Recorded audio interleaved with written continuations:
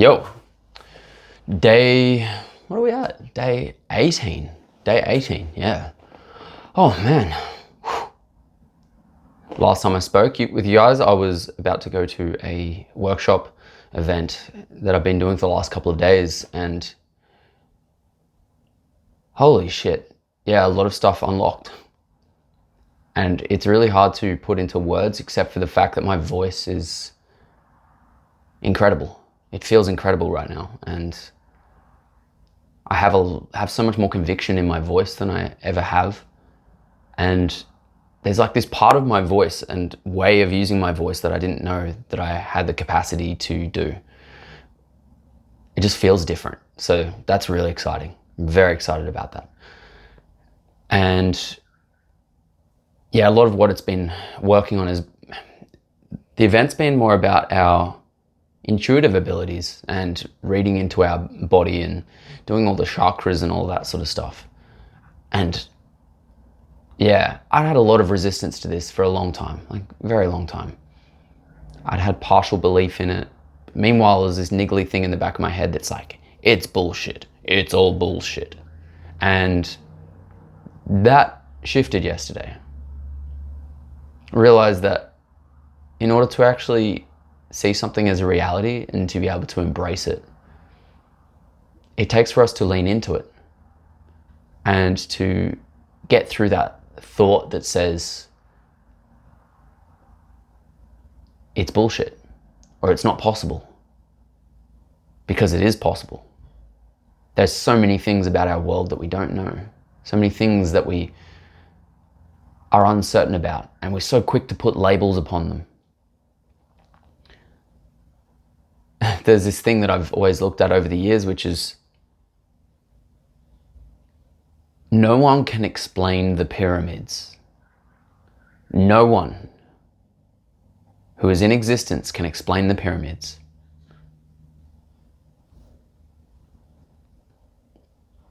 There's something weird going on there, right?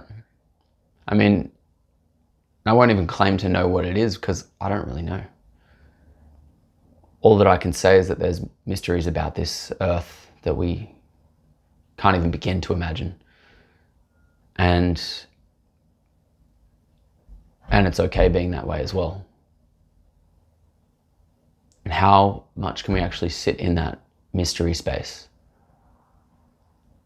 without saying that it's, it's impossible or it's this. It's because I heard one person that I know said that, yep, that thing's bullshit, therefore I believe it. And so you may be watching this right now going, oh, I'm about to do a YouTube video or start a YouTube channel. And you may have that internal voice that's sitting there going, yeah, you're never going to make it. You're not going to ever succeed. And that voice, you may have heard that once from someone. Because sure enough, as a baby, you didn't create it. Somewhere along the line, you've developed that belief. Someone around you has given you that belief that says, that's impossible. The same reason that we look at people you look at like lower middle class, and when a lower middle class person looks at someone who has millions of dollars, it doesn't seem fathomable. So it's easy to just shoot like labels at the person and say, well, they probably inherited it, or maybe they got really lucky, or they name the thing.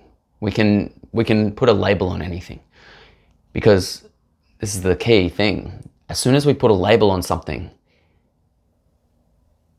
we solidify it in our brain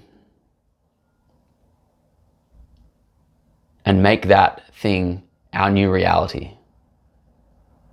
So if you take the pyramids and say, well, the pyramids just exist and it's a conspiracy. Cool. That's it. It must be true. Someone may say they're created by aliens. Cool. They must be true. Whatever the thing may be, ancient civilization, they must be true. Because as soon as we hold on to these beliefs, we just go, yep, that's it, that's the truth. because these beliefs, they keep us safe in our mind. And so if you're watching this video, I would ask you what beliefs that you have about you creating the YouTube channel, for example. What are the beliefs that you have that you're absolutely certain are true? Until you start making a couple of videos and realize that it's not true. Those beliefs aren't as solid as you once thought they were. And you go, oh, okay, well, I was wrong about that. Cool. Now we're getting somewhere.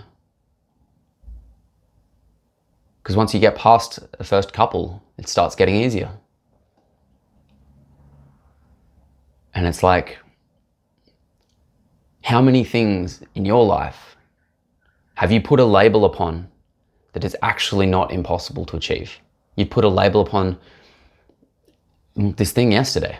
Like I said, I had this massive label on psychic abilities and intuition and tapping into the quantum field and being able to feel things as frequency and to be able to tap into that frequency. I thought it was bullshit. My mind was like kind of like it wanted to believe it.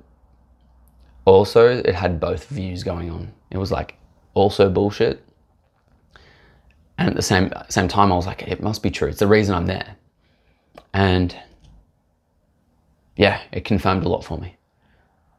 For one, that I don't know everything, which is humbling and fantastic. Two, that it's something that can actually be practiced.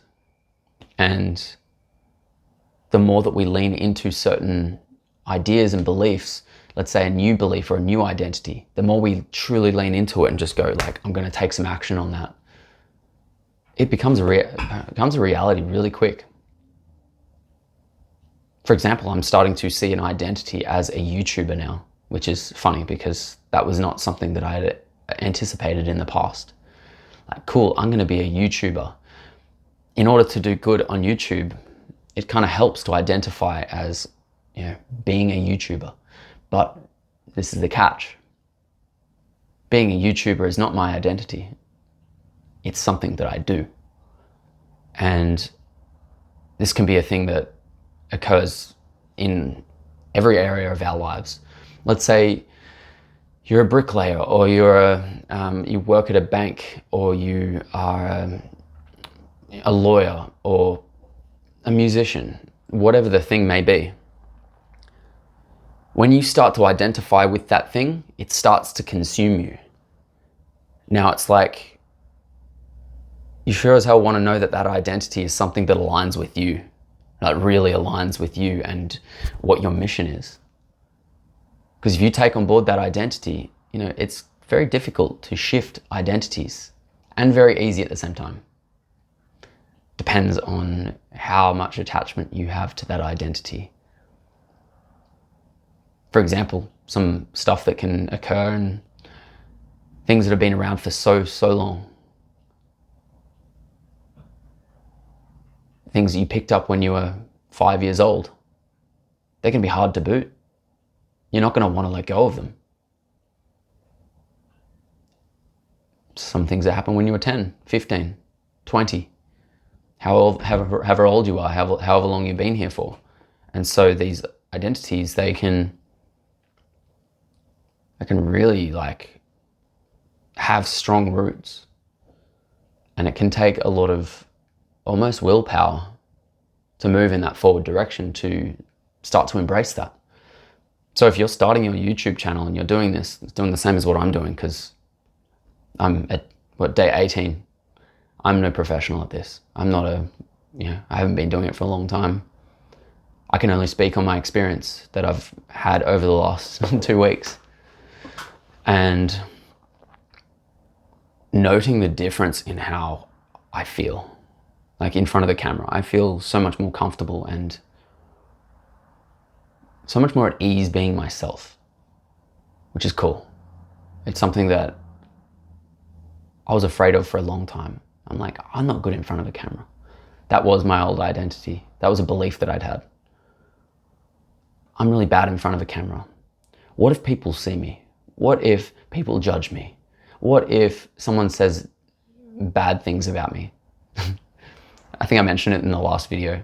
Someone commented on, it was actually the first comment that I'd had, which was, it's not even negative. It was more of a, because all your comments have been amazing and really supportive. So I thank you all for that. Thank you. And yeah, the one comment, I'm just noting, this is something to point out. A guy put up a comment around, yeah, finish strong, shave the beard.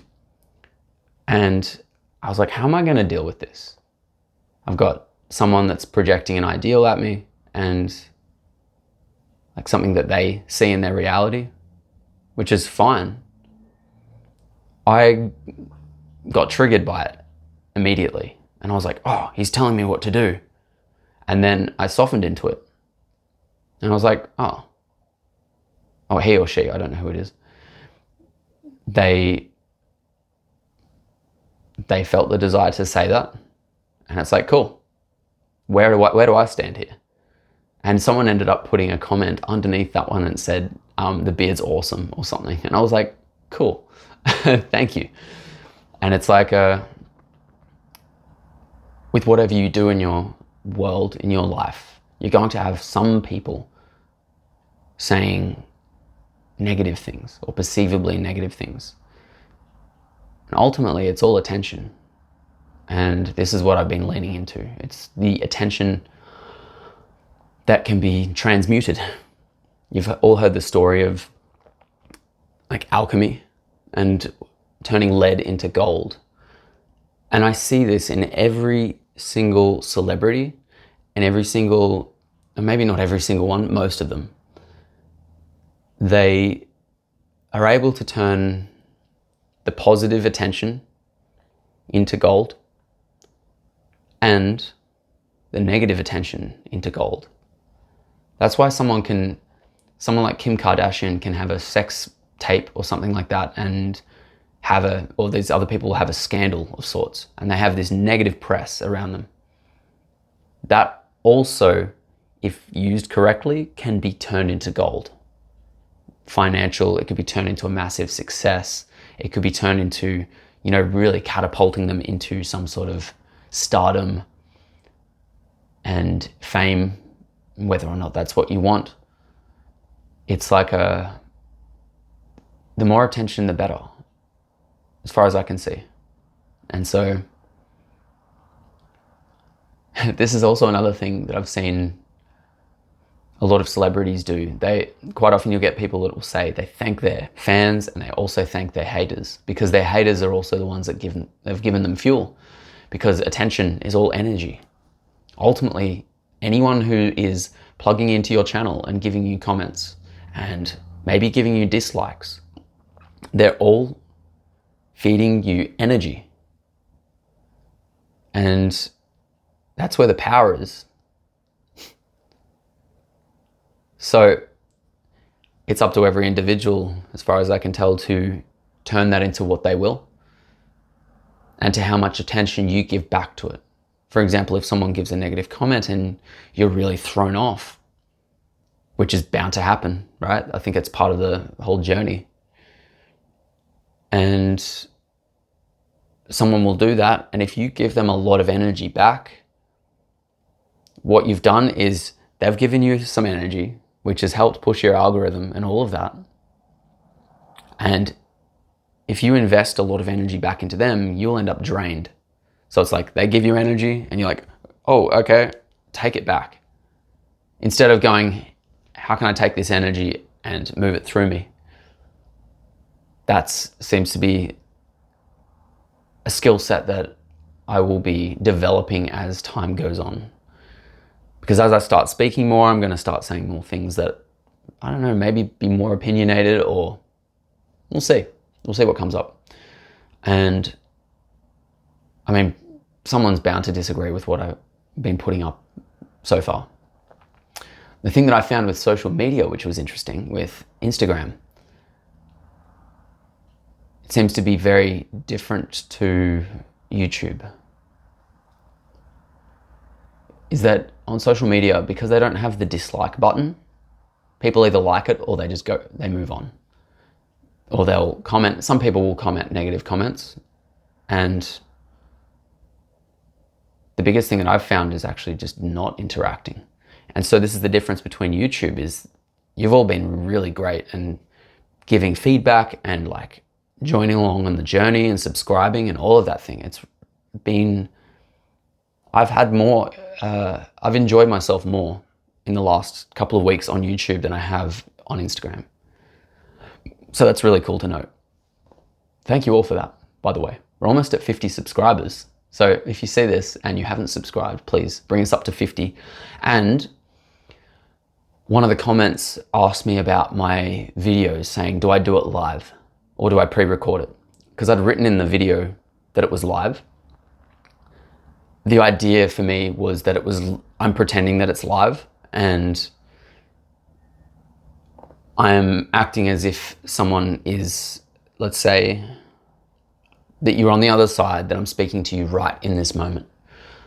So it was a kind of a practice there. I don't know how legitimate that makes it, because it's not technically alive. So what I said I'll do, because I think I need to get 50 subscribers before I can go live, on day 30, I'm going to go live. And that's going to be a nice edge for myself to do that. So if you guys have been following along, even if you've watched one video or something, I'd love for you to join me on the day 30, and we'll go live, and I'll let you know what time and all that, because I'm in Australia. Don't know where all of you are. If you're watching this, whereabouts are you guys from? I'd love to know. And also, please share what your mission is. If you've got something that you're creating that you are wanting to do more of, that you're wanting to do less of, I'd love to hear about it. And also, if there's anything that you want me to express around my journey, because at this point I'm an open book. So if there's any challenges or anything that you want to ask me about, please feel free. I'd love to answer some and become more interactive with you all, because that's what this platform's about. Now, so to say these things, because it feels edgy to say it, and all right. So the whole thing about the last couple of days, and it will be later today as well, is going into things like spirit guides, and it's like so spirit guides doing things like light language, which is doing all these like hand movements, and it's like this idea is, it's this free flow. Don't know how to explain it properly, except the concept is that it's taking like source energy and channeling that into our bodies. And this comes out in creativity, it comes out in dancing, it comes out in singing, and it comes out in a weird language, which is something akin to like tongues in the Christian faith. And there's all different sounds of it. There's all different types of sounds. And so that has been a real big source for me unleashing my own voice, because I created sounds in that room that I have never created before. And I came up with songs out of nowhere that I've never sung before. I was, doing some really out there weird stuff, and in a room full of people who are embracing that weirdness. It's so liberating to be in a group full of people who are embracing weirdness. I felt like I could be really be myself fully for the first time. And I say for the first time, that's like it's a big statement, because it's like going throughout this world, and we have conversations with people, and everyone's putting beliefs on you and saying certain things, and we're trying to navigate life. I don't know if you've ever experienced this. It feels like every person that we're interacting with, we're trying to navigate, like, where's this person coming from? How do I respond? And maybe this is just me, the way that I view the world, because I'm fascinated with communication. I'm like, how can I, make this a more enjoyable experience? How can I be more myself in this experience? If someone asks me how I am, is that person, like I'm gauging this, is the person who asked me how I am, are they actually engaged with me, or are they asking just a a default question. Like people just say, hey, in Australia it's, hey, how you going? And it's not really a question, because you can reply to it with another question, which is, hey, how you going? And that is the end of discussion. You can keep moving on.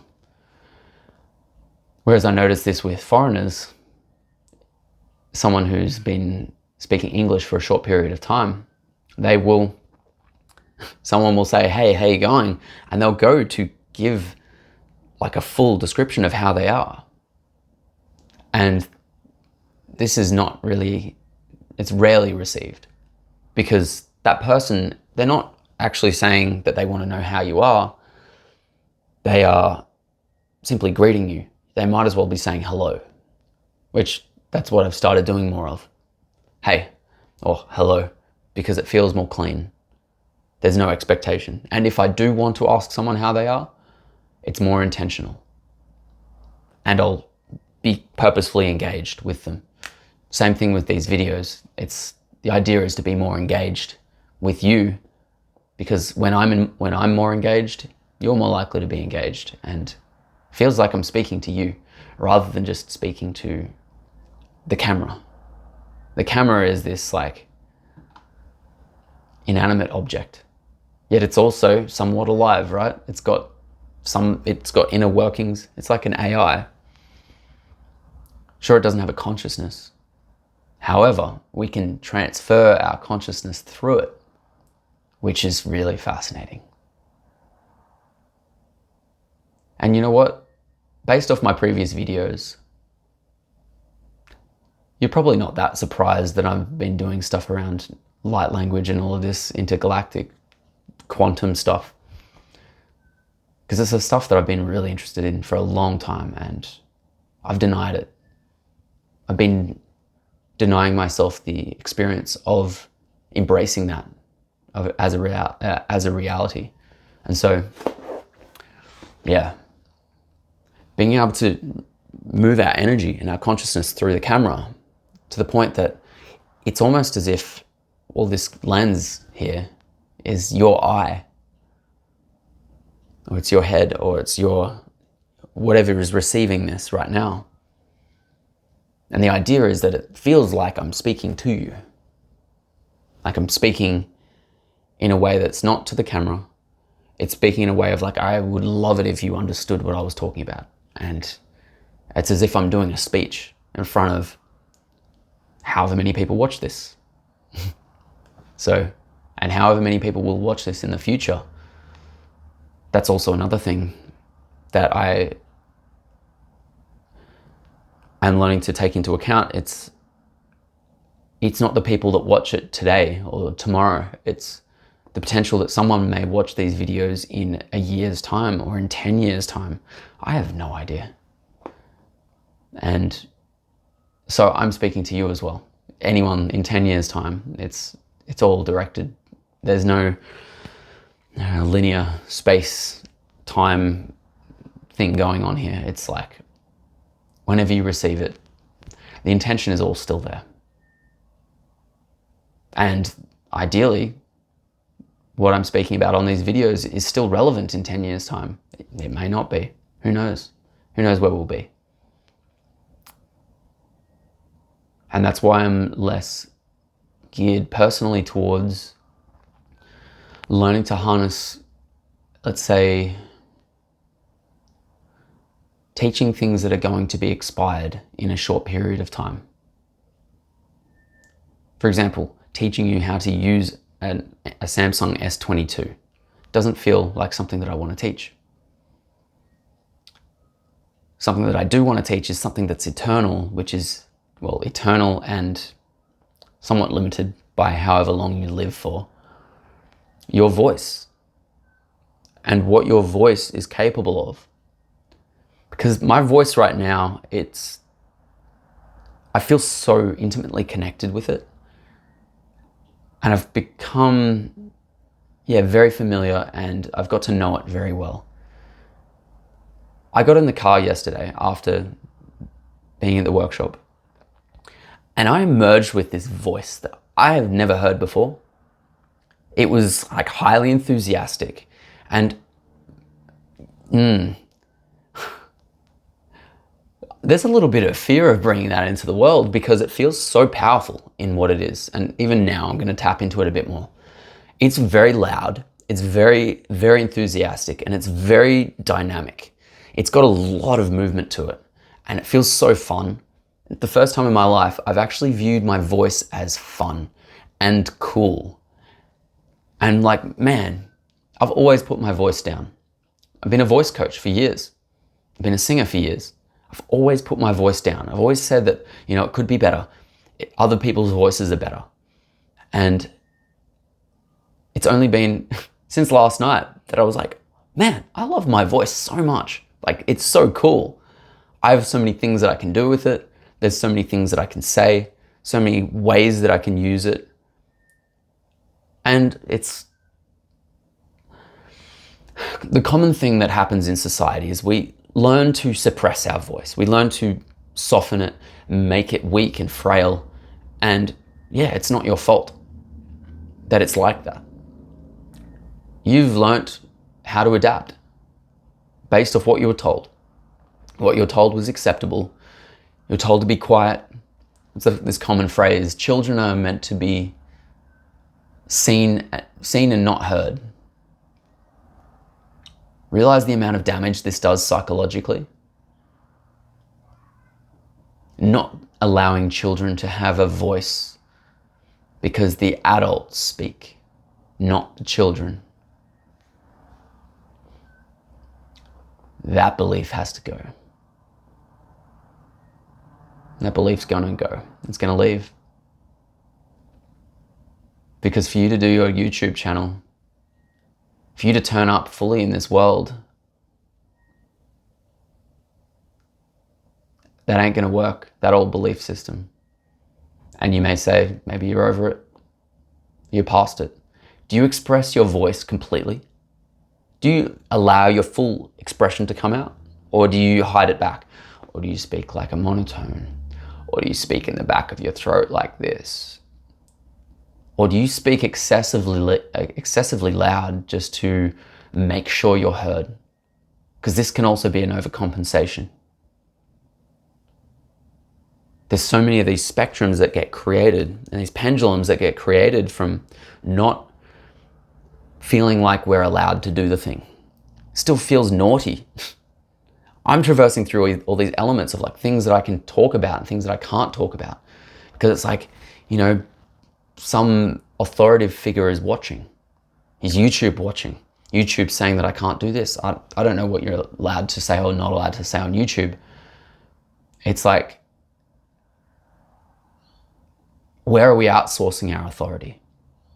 And this is another thing, coming back to the comments. If I'm sourcing my validation and my worth from people who are leaving comments, my voice is going to be lost. Because I'm going to start speaking to cater to the people who are following along. Now, there's a difference between catering to someone and actually responding to someone. For example, if you asked me to do a video on something and I was like, cool, yeah, I can do a video on that. It's different to you saying, you can't talk about this. Very different. Because if you were to say, you can't talk about that, and then I did that, and I adhere to that, I would acknowledge you as an authority over me. It's very subtle how this works. And yeah, I've been watching it over the last few years, especially around the whole jab situation. Yeah, even still now, I'm like trying not to say the words, right? So it's showing me what is okay to speak about and what's not. Because these things get flagged on the internet. They will get flagged as like misinformation. That's why that stuff's not worth talking about. Again, comes down to a belief system. Whatever you believe, whatever you've chosen to do is up to you. The question is, will you own it and not take it out on other people for them not following along with you? I don't care whether you're religious, you believe that your God is right and other gods are not good or are evil. you've lost the plot. And it completely loses the essence of what spirituality is and what religion even is. You could have an argument on whether Apple or Samsung is better. It's like, yeah, you can have an opinion on that. You're not going to convince me that Apple is better. I already know the reasons why I like Apple, actually. I've got Apple computers. I've got a Samsung phone. I'm frustrated that I can't send my videos straight to my computer as easily as if I had an iPhone. I'm very well aware of that. And I'm sure Apple does some things that are great. It's like, that's why I've got Apple computers. I'm kind of on, I like them both for different reasons. And this is the thing that happens often is, have you noticed if you've got a Samsung and you go into a room with some people and they go, oh, you've got a Samsung? And it's like this instant separation. People create a separation based off my opinion versus your opinion. Well, what's the core thing that we both love? If you looked at a bird's eye view, we both love smartphones. We both use smartphones. We choose one brand over another. There's no separation. It's only the illusion of separation.